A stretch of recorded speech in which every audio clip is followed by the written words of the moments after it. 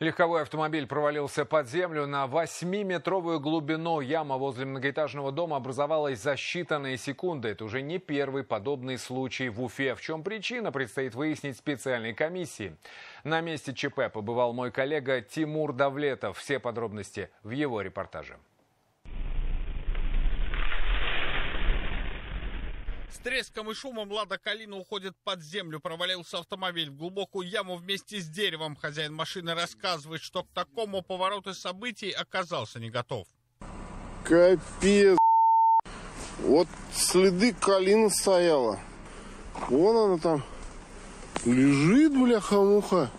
На крыше Калина наша. Сын бежит, говорит: пап, у нас, говорит, машина ушла вместе с деревом.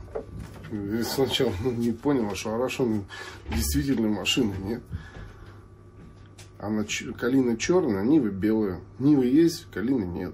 За ситуацией сверху наблюдала супруга Анатолия Олеся. Она же позвонила в службу спасения, а также соседям, чтобы успели убрать свои автомобили. За Калиной стояла Нива. То есть, когда я-то спала, муж говорит, Олесь говорит, Калина провалилась. Я говорю, как провалилась? Бегом побежали они Ниву хотя бы убрать. Я давай звонить в службу спасения. Тоже тут выбежали, давай соседние машины стучать, чтобы спасти, потому что, мало ли, сейчас как все рухнет. На место оперативно прибыли сотрудники экстренных служб. Началась настоящая операция по спасению «Лады Калины». Сотрудники МЧС огородили участок и пригнали спецтехнику. Произошла просадка грунта, в результате которой под землю провалился автомобиль «Лада Калина». На место были направлены экстренные службы, в том числе спасатели управления гражданской защиты города Уфы и оперативная группа МЧС Башкортостана. «Ладу Калину» в итоге с помощью спецтехники из провала извлекли. Автомобиль получил механические повреждения. Также эвакуировали несколько машин, припаркованных рядом с местом просадки грунта. Всю ночь на месте ЧП работали специализированные городские службы. Собственно, они и извлекли автомобиль из этой пропасти. Известно о ней, кстати, пока немного, что ширина ее составляет 7 метров, глубина 8 метров. И, скорее всего, ее будут засыпать грунтом. Ну а пока на месте продолжают работать еще компетентные специалисты.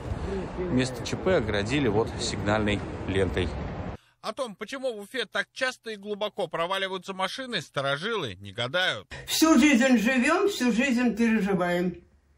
Потому что дом построен на озере. Соседи, увидев такую картину, место ЧП теперь не только стороной обходят, но и говорят, что парковаться во дворе больше не будут. Здесь везде опасно парковаться. Периодически провалы бывают по всей территории. И на школьном дворе были провалы. На дороге был провал буквально 2 года назад или 3.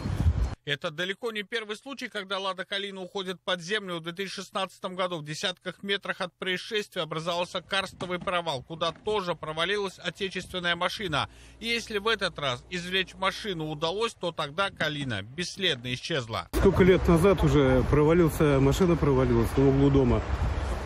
Это возле того дома, возле нашего. Одну достали, а вторую так и не нашли. Той же ночью в Уфе под землю ушла еще и спецтехника. Эти кадры сделал очевидец на улице Амантая. Тут у них провалился трактор.